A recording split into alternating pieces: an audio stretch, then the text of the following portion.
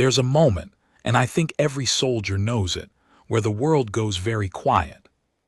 Not peaceful quiet, not the kind you get sitting on a porch somewhere watching the sun go down over a wheat field. I mean the other kind. The kind where your body just decides on its own that sound is no longer important. That sound is something for after, for when you've survived. I was standing in the cargo hold of the Meridian Drift when that quiet hit me. My name is Sergeant Dara Osai, 14th Mobile Infantry, Coalition Earth Forces, and I want to tell you what happened out there near the Kalvanari Reach in the dark between stars that don't have names on any human map. I want to tell you because I was there, because I watched it happen, because I was one of the reasons it ended the way it did. But to do that right, I have to back up. I have to go back about 6 hours before that quiet hit me. It started with a smell. I know that sounds ridiculous. We're talking about a first contact crisis at the edge of explored space, and I'm starting with a smell. But that's how I remember it. That's what my body held on to. The holding bay smelled like burned copper and recycled air and something else, something sweet and wrong, like fruit left out too long in the sun. The bay was long, maybe 200 meters from bulkhead to bulkhead, and the lights were running at about 40% because we'd taken a hit to the main power coupling 6 hours earlier. There were 61 of us in there. 61 humans, sitting on the floor or leaning against the walls, wrists locked into zero-tolerance mag cuffs. Some of us were in full field gear, minus the weapons they'd stripped. Some were in ship crew clothes. There was a 12-year-old kid named Marin in the corner who'd been traveling with her aunt to the Callaway Station settlement. Her aunt was 3 rows over, talking to her in a low, steady voice, and the kid was trying very hard to be brave about it. I kept watching that kid. I don't know why. Maybe because watching her trying not to cry was easier than thinking about how we'd ended up in here. Here's the short version. The Meridian Drift was a supply and transit vessel, mid-class, fast enough but not a warship. We'd been contracted to carry personnel, equipment, and a classified cargo manifest to a deep space relay station at the edge of Coalition territory. Routine run, the kind that doesn't make headlines. We came out of our 4th jump into a debris field that wasn't supposed to be there. By the time the collision alarms finished screaming and the crew figured out what they were looking at, we already had 3 Kalvanari warships on our flanks. The Kalvanari. I want to be careful here, because I'm not a xenobiologist and I don't want to say something wrong. What I know is what the Coalition briefing files say, and what the briefing files say is that the Kalvanari are one of the older spacefaring civilizations in this region of the galaxy. They've been out here for roughly 4,000 years. They're tall, and I mean genuinely tall, not just a little more than human, but 2.5, 3 meters, and they're thin in a way that looks wrong to human eyes, like someone took a very large person and stretched them vertically until the proportions stopped making sense. They have 4 arms. 2 primary, 2 secondary, the secondaries folding against the torso when not in use. Their faces are broad and flat with eyes positioned much further to the sides than a human face, giving them a visual field that wraps almost all the way around their heads. They communicate in a layered harmonic language that their translation systems render into something humans can parse, but the rendering always sounds a little off. A little too smooth. Like someone doing an impression of speech rather than actually speaking. What the briefing files also say, what every Coalition spacer learns in their first week out here, is that the Kalvanari are traders, merchants. They've built their civilization on commerce and exchange. They move goods, they broker deals, they run shipping lanes through contested space with an efficiency that makes human operations look like a yard sale. And they are, by every measure deeply, professionally nonviolent. The briefing files call them functionally pacifist with economic incentivization, which is a bureaucratic way of saying they don't fight wars because fighting wars is bad for business, and they've been in business long enough to have made that calculation several hundred times. So the 3 warships on our flanks were confusing. That was the word our captain used when she came on the ship-wide comm after the first 10 minutes of pure chaos. Confusing. She said the situation was confusing and that everyone should remain calm. She was right, it was confusing. It got less confusing about 4 minutes later when the Kalvanari boarded us. They were efficient about it, I'll give them that. 15 boarding personnel came through each of the 2 access points they cut in our hull, moving in a formation that was clearly practiced, clearly coordinated. They had weapons, long-barreled things that I couldn't immediately identify, which is never a good feeling for a soldier, and they used them in a way that communicated the message without actually firing. Get down, don't move, come with us. The message was universal enough that translation wasn't required. They processed us in groups, crew first, then military, then civilians. They were thorough but not rough about it. They didn't hit anyone. They didn't shout. They moved with a calm professionalism that was almost more unsettling than aggression would have been, because at least aggression you understand. You know what to do with aggression. Whatever this was, I didn't have a playbook for it. I ended up in the cargo hold with 60 of the others. 4 Kalvanari guards standing at the 2 exits, weapons resting across their lower arms, 4 eyes each doing that wide wraparound sweep that made it impossible to know exactly where they were looking. Marin was crying now, quietly. Her aunt had gotten herself across the 3 rows of seated people and was holding her, which the guards had watched but not moved to stop. I sat with my back against a cold metal wall, watching the guards, and started doing what you do in these situations. Counting, calculating, thinking. What I was trying to figure out mostly was why. The Kalvanari didn't do this. That was the thing that kept circling back. Everything I knew about them, everything in every briefing file I'd ever read said this didn't happen. They'd had contact with humanity for nearly 40 years. There had been trade disputes, boundary disagreements, a handful of tense diplomatic moments, but nothing like this. No boarding, no detainment, no hostages if that's what we were. The coalition had a treaty with the Kalvanari. Not a close alliance, not a warm friendship, but a formal recognition of mutual interests and a signed agreement about behavior in shared space. Both sides had kept it. So what had changed? One of the other soldiers, a corporal named Adisa who I'd worked with on the Denver cluster deployment, shuffled over to sit next to me. His wrists were cuffed like mine, but he'd managed to get himself reasonably comfortable despite it. Thoughts, he said. Working on it, I said. The cargo, he said. You think it's the cargo. I thought about that. The classified manifest. Whatever's in those crates in Bay 3. We weren't told what it was. Maybe the Kalvanari know something we don't. That was possible. It was the most logical thing I'd heard in the last hour, actually. If someone had put something on this ship, something the Kalvanari had reason to want, or reason to fear, then the economics of it might explain why a functionally pacifist civilization had suddenly decided to become pirates. Bad word, not pirates. That felt too simple. If it's the cargo, I said, then this is a negotiation. They want something. Once they get whatever they want, this gets resolved. And if it's not the cargo, Adisa said. I looked at the 4 guards at the exits. Then we're in something a lot more complicated. It was about 90 minutes before we found out which one it was. A Kalvanari I hadn't seen before came into the cargo hold, taller than the guards, which meant extremely tall, and wearing something different, a sash arrangement across the primary shoulder that might have indicated rank.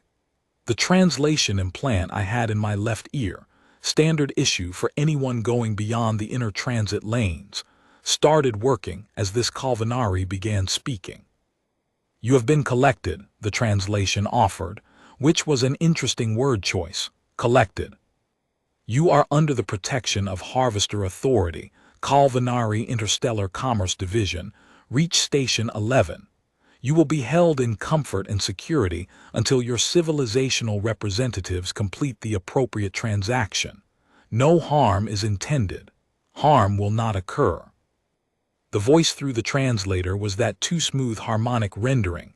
Calm, almost gentle. What transaction? Our captain's voice came from somewhere to my left. I couldn't see her past the people between us, but I recognized her voice. Hard edge to it, controlled. The transaction, the Kalvanari said. That will be negotiated once your representatives understand the full weight of their position. Our captain said, I need you to clarify what you mean by. Clarification will be provided, the Kalvanari said, to your civilization's diplomatic apparatus, not to you individually. And that was the end of the conversation. The Kalvanari left, the guard stayed. I sat with what I'd just heard. Harvester Authority. I'd heard that phrase before, somewhere in the deep file archives, in a briefing I'd skimmed about Kalvanari internal politics. The Harvester Authority was, if I was remembering right, a faction. A commercial faction, operating under the wider Kalvanari Commerce Division, but with a specific mandate. They specialized in what the files called leverage acquisition, which was a very bureaucratic way of saying hostages. Adisa heard it too. He looked at me and said very quietly, they're trying to use us as bargaining chips. That's what it sounds like. Against who? Against Earth, against the coalition. I didn't know, but something about the whole setup was making the hairs on my arms stand up. Not because I was scared, though I was. I'm not going to pretend I wasn't, but because something about the shape of the situation felt off in a way I couldn't pin down yet. The Kalvanari didn't do this. Even their fringe factions, even the ones that pushed boundaries, didn't do this. There was a reason for that. There were actually several reasons, but there was one big one, and I was starting to think about it now, rotating it in my mind the way you rotate a problem when you know the answer is somewhere inside it. The big reason was simple. There was a rule. Not a law exactly, not something written in a treaty, more like an understanding, an old one, something that had circulated through the spacefaring civilizations in this sector for long enough that it had calcified into received wisdom. The rule was this: if you want to conduct leverage-based negotiations, if you want to use live beings as bargaining chips in a commercial or political dispute, do not use humans. Do not use humans. It wasn't a moral position. Nobody out here was being sentimental about human dignity. It was purely practical. It was experience-based. Other civilizations had tried over the years. The results were, I'd read the historical files. The results were the reason the rule existed. Humans, when caged, did not behave in commercially predictable ways. Humans did not wait calmly for their civilizational representatives to complete a transaction. Humans did not sit still in holding bays counting ceiling tiles and passing the time. Humans, historically and reliably, did something else. Humans started working the problem. I looked at Adisa. Adisa was looking at his cuffs. Then he looked at me. You thinking what I'm thinking, he said. Tell me what you're thinking first, I said. He looked at the four guards. Looked at the ceiling at the ventilation grid running along the left side, roughly 4 meters up, with a panel access point at the far end. Looked at the kid Marin and her aunt. Looked at the 60-odd people sitting in this hold, some of them soldiers, some of them crew, 2 of them engineers who worked the ship's main systems. I'm thinking, Adisa said, that these particular Kalvanari have made a very, very bad decision. I almost smiled, almost. Tell me more, I said. Part 2. The thing about zero-tolerance mag cuffs is that they're designed for one thing, preventing physical force. You can't break them. You can't slip them. The magnetic lock is calibrated to the electromagnetic signature of the individual wearer, so they can't be transferred or tricked. Against a prisoner who's just trying to muscle their way free, they're excellent technology. But they don't do anything about talking. They don't do anything about thinking.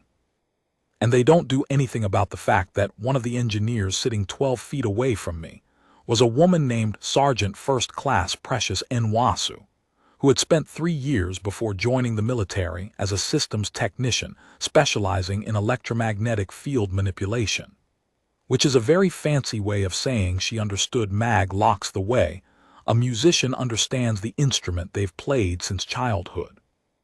I caught her eye. She raised an eyebrow. I looked at the cuffs, then at her, then at the ventilation grid on the ceiling. She looked at the cuffs, then at the ventilation grid, then back at me. She gave a very slight nod. That was enough. The plan that developed over the next 45 minutes was not elegant. I want to be clear about that up front. It was not the kind of plan you'd see in a film, where everything clicks into place and everyone knows their role, and it all unfolds with precise choreography. It was a held-together-with-string plan, a plan built out of what we had, which was very little, and what we knew, which was more than the Calvinari understood. It relied on 8 people.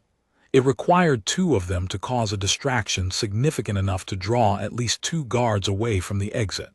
It required Nwasu to get close enough to the lock panel on the emergency exit to do what she said she could do with it.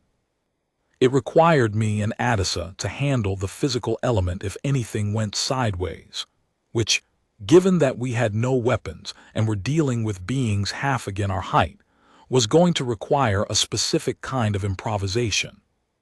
It also required Marin's aunt. Her name was Kira Svensson. She was a civilian, a settlement coordinator headed to Callaway Station. She had no military training, no combat experience, and 0 tactical background. But she had 2 things that were useful. She was calm, and she understood people. When I explained the distraction component to her in a whisper, she didn't flinch. She thought about it for about 10 seconds, then said, "The one on the left responds faster to sound than the one on the right. I've been watching for an hour." I looked at her. "The right one," she said, "looks toward movement first. Heard a crate shift 15 minutes ago and its head tracked before the sound registered. The left one is sound dominant, different processing priority." I stared at her. "I've spent 3 years coordinating settlement arrivals," she said. "A lot of those people are scared. You learn to watch how a being processes incoming information if you want to manage the environment for them." I thought about the rule, about why it existed. "Can you use that?" I said. "Yes," she said. "I'm not going to walk through every second of the next 30 minutes. Partly because some of it is still classified. There are aspects of what Nwasu did to that lock panel that the Coalition's Technical Review Board asked us not to discuss publicly, which I think is because they want to maintain certain advantages in case this kind of situation comes up again. Partly because memory doesn't work that way anyway. You don't remember every second. You remember flashes. You remember the things that hit you hard enough to stick. What I remember is this. The distraction worked, and it worked because of Kira Svensson, who managed to create a situation involving a medical complaint, a language barrier, and an escalating sequence of sounds that she calibrated specifically to the auditory processing priorities she'd identified in each guard, that pulled 3 of the 4 guards to the far end of the hold.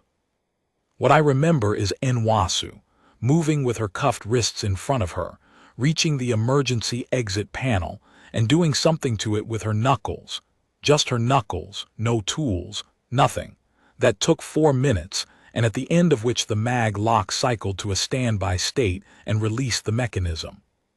What I remember is the 4th guard turning around at exactly the wrong moment, and Adisa, who is 190 centimeters and built like someone designed him to disagree with physics, stepping directly in front of it and saying very calmly in its own language, He'd picked up some Calvinari in a previous posting. This situation has changed. What I remember is the guard stopping, not because it was afraid, but because something in the statement, in the plain fact of it, had apparently required a moment of processing. That moment was all Addison needed. He didn't hurt the guard.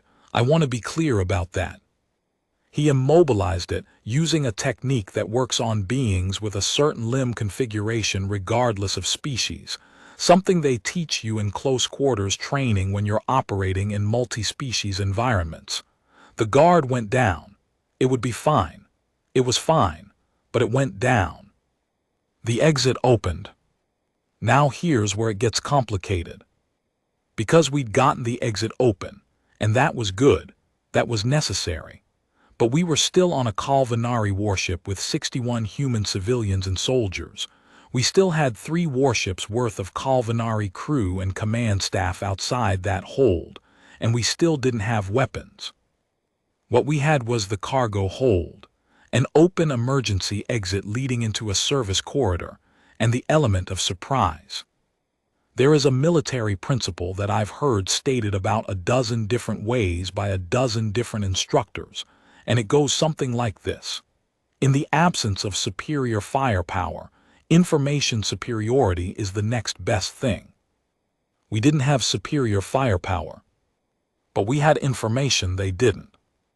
What they didn't know, because nobody had thought to check, was what was in the classified cargo manifest in Bay 3.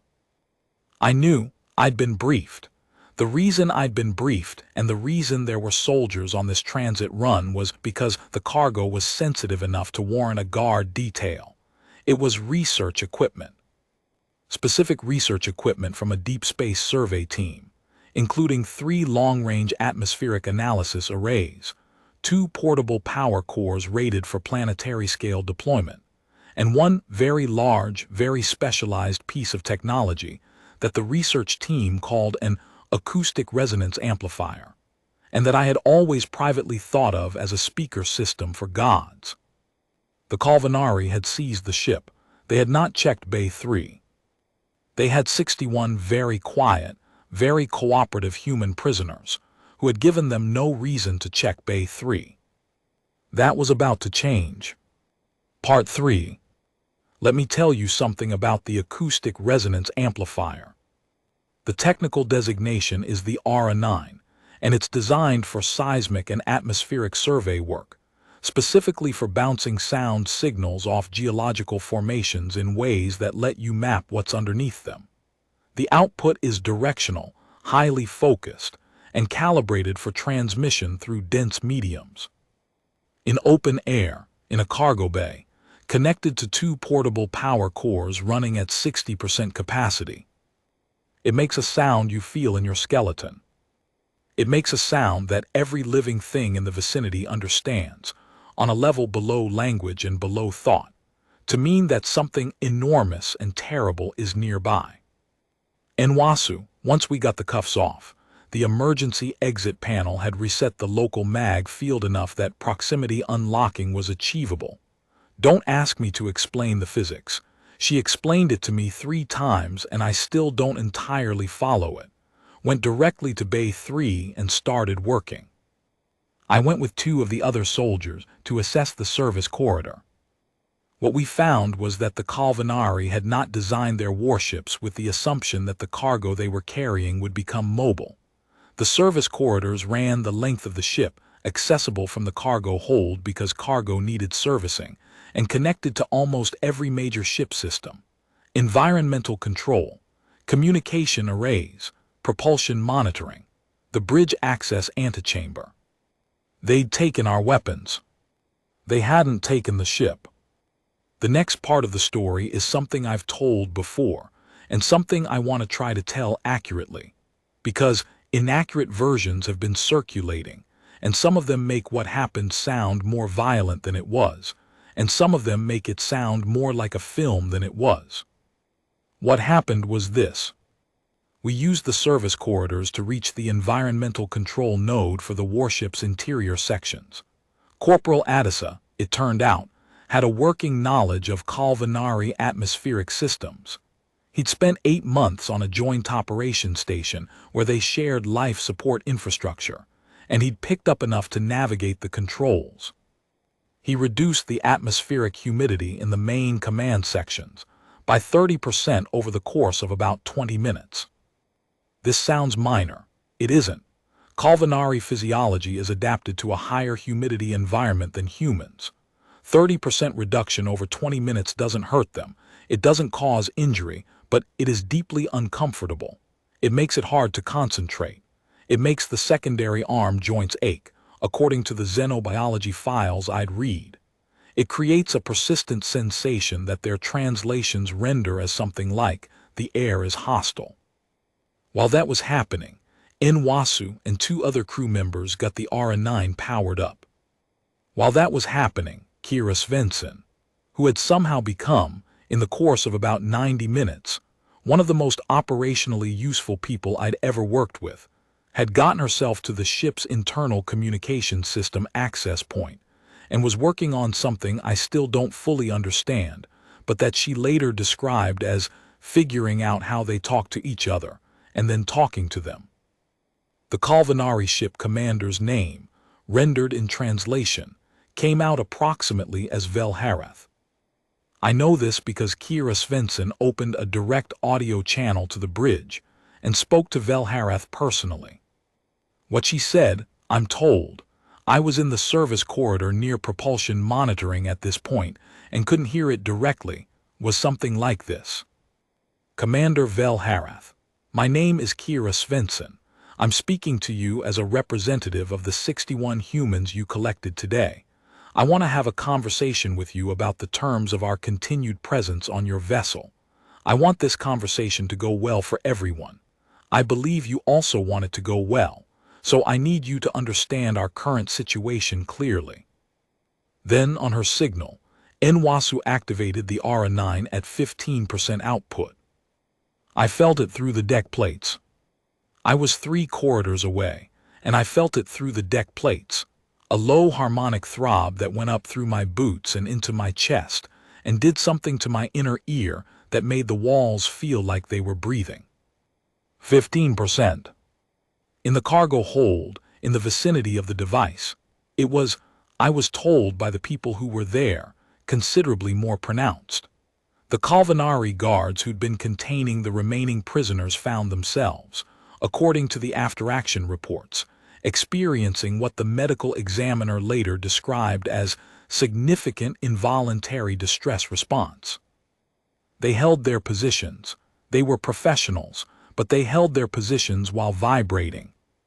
On the bridge, through the ship's internal structure, even at 15%, Velharath was experiencing enough of it to understand what it meant for the things that were its source. Kira Svensson, in the calmest voice I can imagine, continued. We're not trying to damage your ship. We're not trying to hurt your crew. We have the ability to escalate significantly, and we'd prefer not to. We'd prefer to talk. So, terms of our continued presence. Let's start with releasing the magnetic restraints on the remaining captives and bringing everyone into a common space where we can have this conversation face to face. There was a silence. Then Velharath said something in culinary.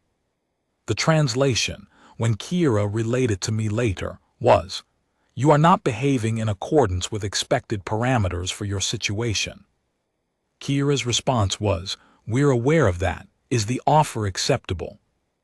Velharath agreed to the face-to-face. I want to be honest about this part of the story. That moment, the commander of a culinary warship agreeing to have a conversation with the people they'd just taken prisoner, was the moment I understood that we were going to be all right. Not because we had leverage, though we did.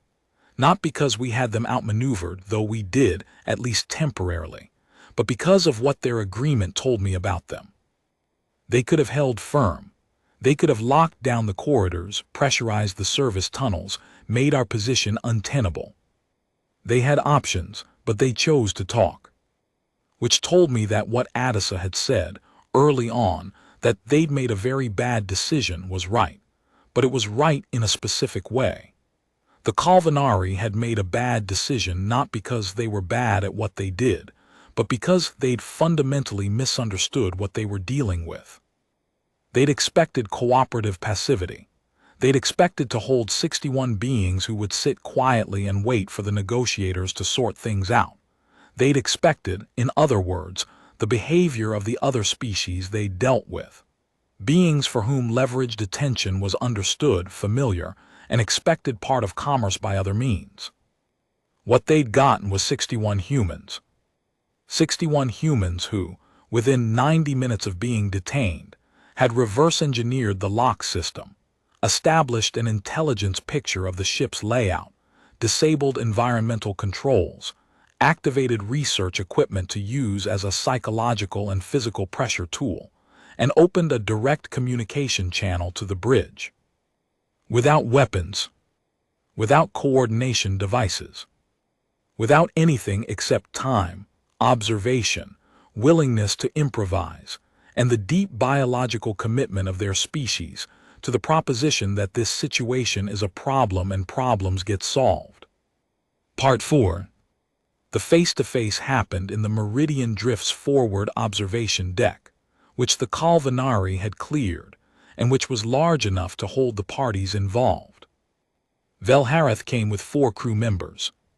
2 of them were what I recognized as communications officers. 2 were what I classified as security, though they kept their weapons configured in the carried position, not the active one. Our side was me, Adisa, Nwasu, Kira, and Captain Adiz Ez of the Meridian Drift, who had been kept in a separate section during the initial detention, and who, upon being brought to the meeting point, assessed the situation in about 4 seconds and then simply said, "Good," in a tone that made it clear she'd already decided we'd figured it out. Velhareth looked at us. Velhareth was tall even by Calvinari standards. The sash on its primary shoulder indicated, I later learned, 3 decades of active commerce authority. It had operated in those 3 decades, dozens of leverage acquisitions, detentions of non-human beings held, while commercial and political transactions were completed. It was experienced, it was professional, and it was looking at us with an expression that the translator did not attempt to render but that I read, as clearly as I've ever read anything, as something between professional consternation and genuine curiosity. It spoke. In 32 cycles of Harvester Authority operations, the translator said, we have not encountered a collected group that achieved operational capacity within a single rotation of your planet. How long does it usually take? Nwasu asked. The median, Velhareth said, is between 3 and 7 of your standard days. For species assessed at your technological tier. And the fastest before us? Kira asked. Velhareth looked at her. The Dendri, 12 hours. They used their restraints as tools. We considered that exceptional. 90 minutes, Captain Ez said, not proudly, just factually. Velhareth's eyes tracked across the 5 of us. Yes, it said.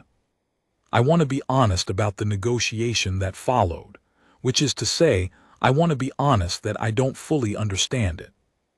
I was in the room.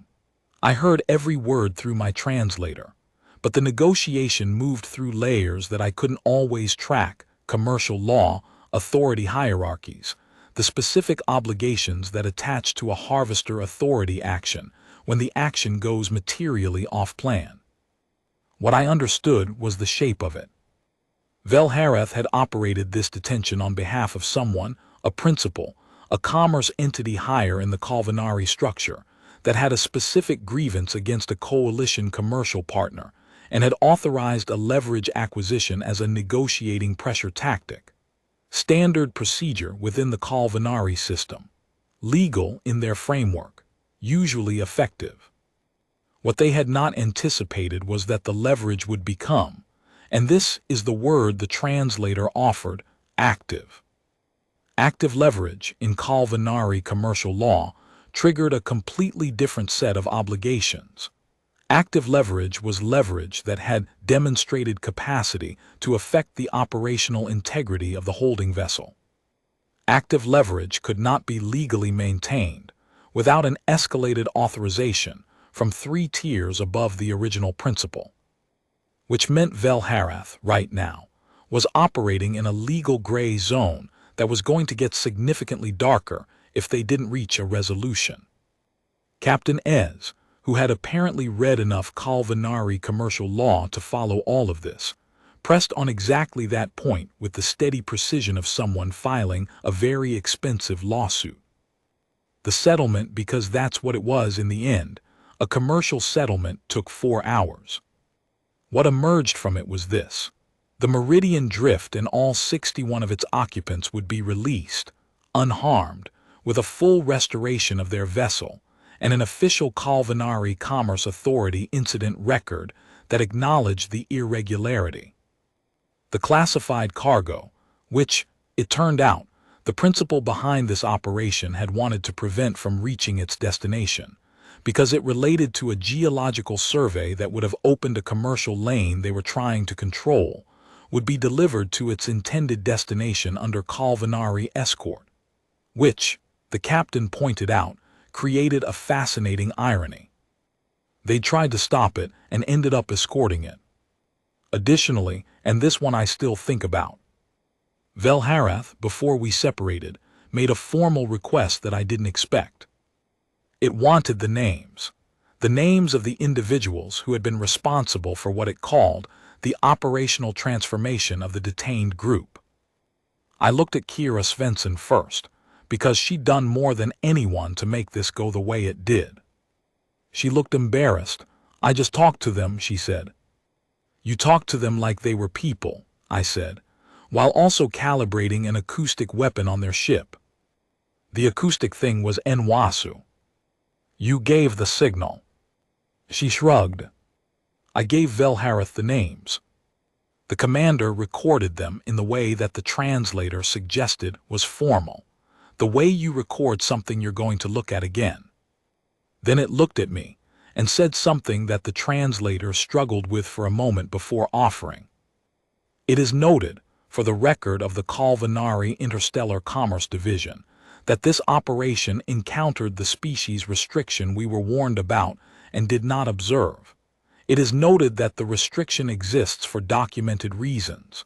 This incident will be filed as confirmation event." I almost asked what a confirmation event was. I decided not to.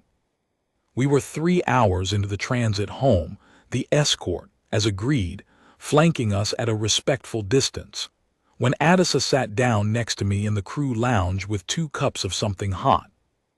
"You know what they're going to call this," he said. "I don't know." Back at base, the debrief, the report, he handed me one of the cups. "They're going to call it an incident. Probably 61 humans, no weapons, 90 minutes. He shook his head. "They're going to write it up in language that makes it sound like a supply chain disruption."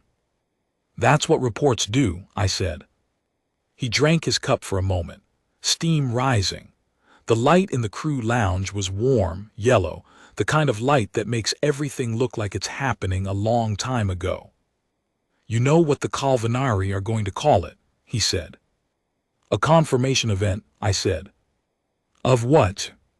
I thought about Velharath's face when it walked into that forward observation deck and looked at the 5 of us sitting there. I thought about the expression I'd read. Not anger, not embarrassment, something more like recognition. The expression of someone who had heard something their whole professional life, some piece of received wisdom, and had just personally, directly, understood why it was true. "Of the rule," I said, "the one that says don't do this, don't collect humans, they have a name for it, a designation, something that's been in their records for a long time." Adisa waited. "According to the commercial law files that Captain Ez was citing," I said, "the restriction on human leverage acquisition was entered into Kalvanari Commerce Authority records approximately 17 years after first contact with Earth. Before that, the file was theoretical, based on historical reports from other civilizations that had tried similar things." "And after first contact," Adisa said. After first contact, I said, they had their own data. He was quiet for a minute. What happened 17 years after first contact? He asked. I shook my head. The file just says confirmation event, first one. I don't know the details. Sounds like we just made a second one. Sounds like, I said. We sat with that for a while. Outside the viewport, the stars moved slowly, the way stars do when you're traveling fast enough that the universe looks like it's walking. Part 5. We got back to Coalition space 6 days later. The debrief took another 3. They separated us, which is standard. Different rooms, different questioners, going through the same sequence of events from different angles to make sure the stories matched, and to extract whatever operational intelligence could be used.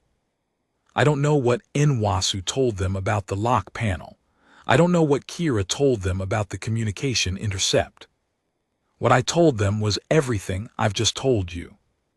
The questioning officers were thorough and professional, and they wrote it all down, and at the end they asked me if I felt the decisions made during the incident were appropriate given the circumstances, and I said yes.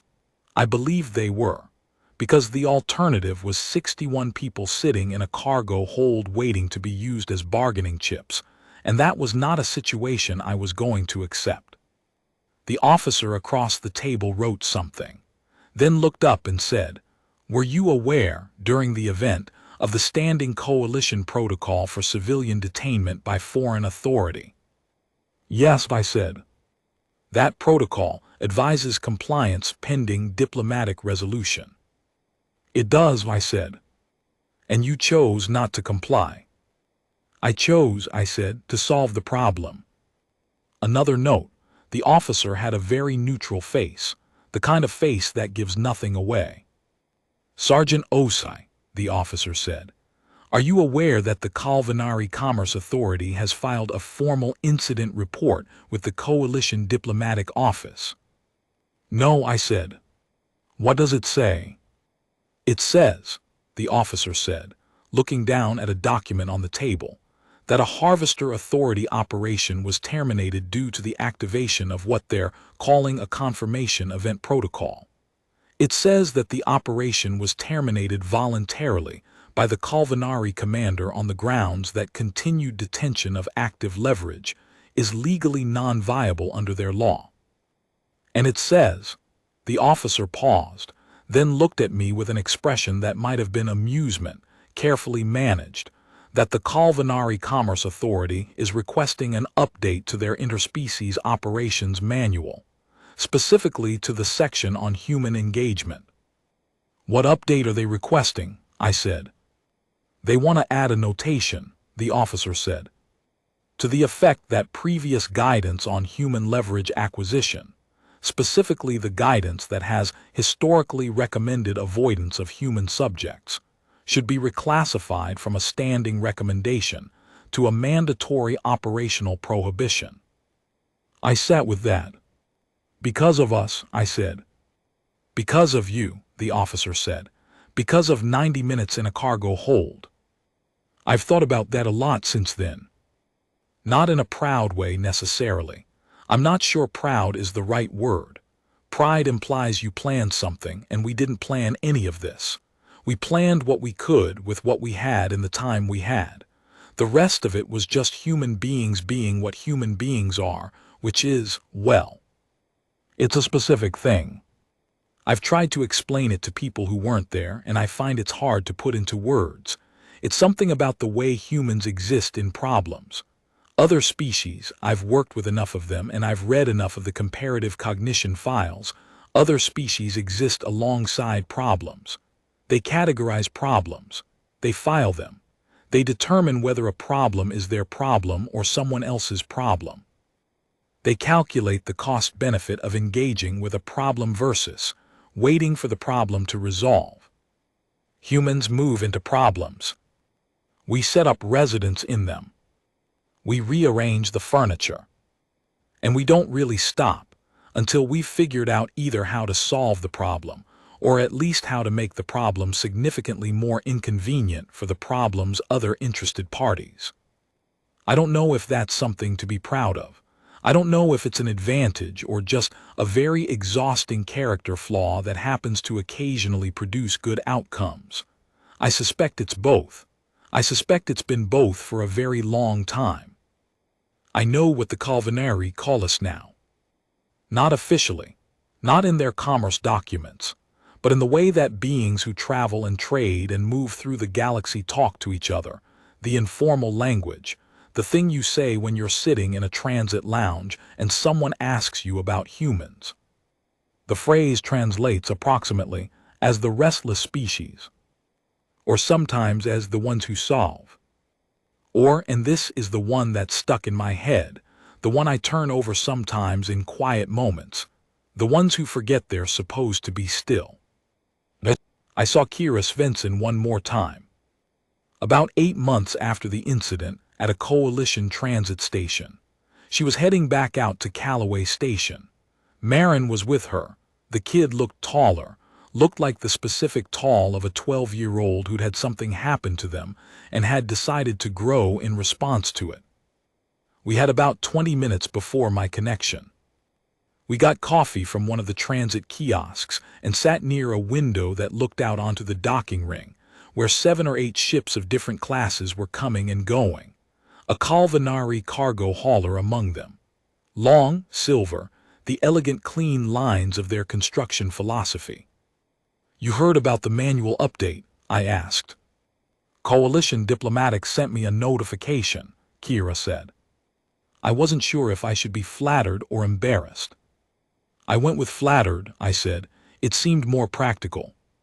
She laughed, real laugh, the kind that surprises itself. You know the worst part, she said.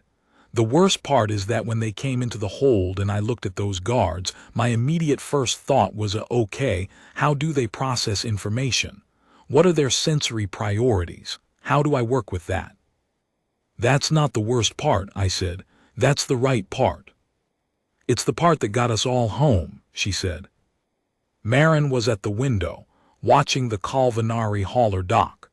Watching it with the specific attention of a kid who's decided the universe is interesting and plans to investigate it personally. She's going to be something, I said. She already is something, Kira said. She just hasn't had enough problems yet. I looked at the hauler, at the long silver lines of it, at the stars behind the viewport. She'll find some, I said. They always do, Kira said. And there was something in the way she said it, not worried, not resigned, just certain, the way you're certain about gravity or mathematics or the fact that the sun will come up, that I've carried with me since. Final part, epilogue. There's a record now, in the Calvinari Commerce Authority operational database. I've seen an excerpt of it, redacted, translated, forwarded to the Coalition Diplomatic Office as part of the post-incident documentation exchange. It reads in part, Operation, Leverage Acquisition, Transit Vessel Meridian Drift, Human Class Passengers 61 units, Status, Terminated Voluntary. Reason for termination, Active Leverage Protocol triggered at 94 minutes post-collection.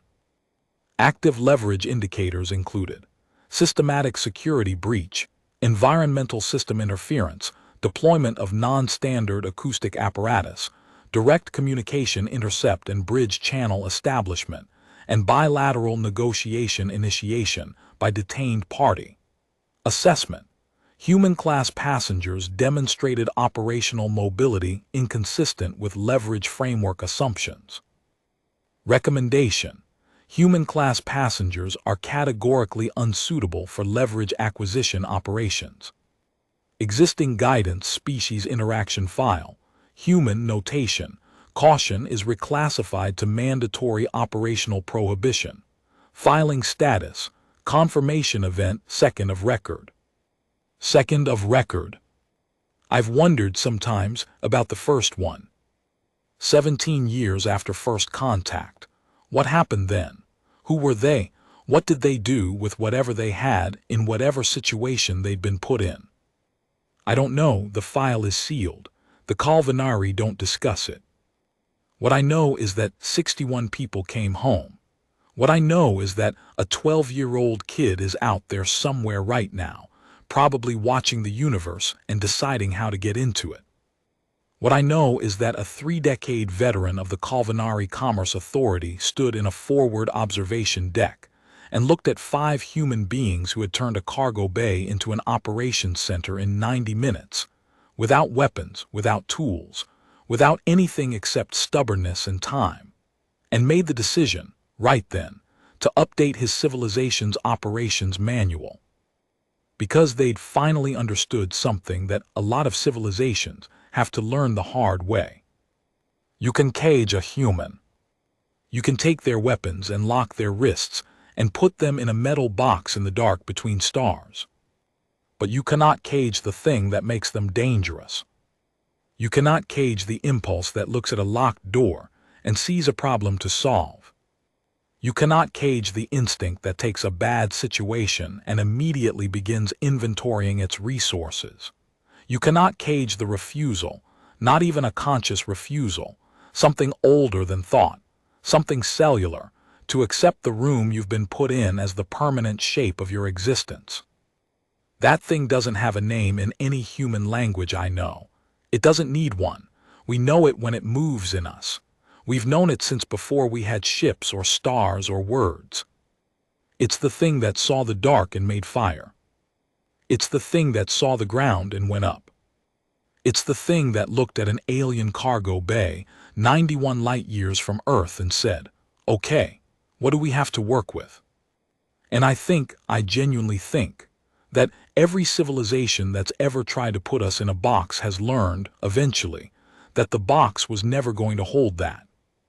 It's just that some of them learn it easier than others. The Culinary learned it in 90 minutes. And they were smart enough to write it down.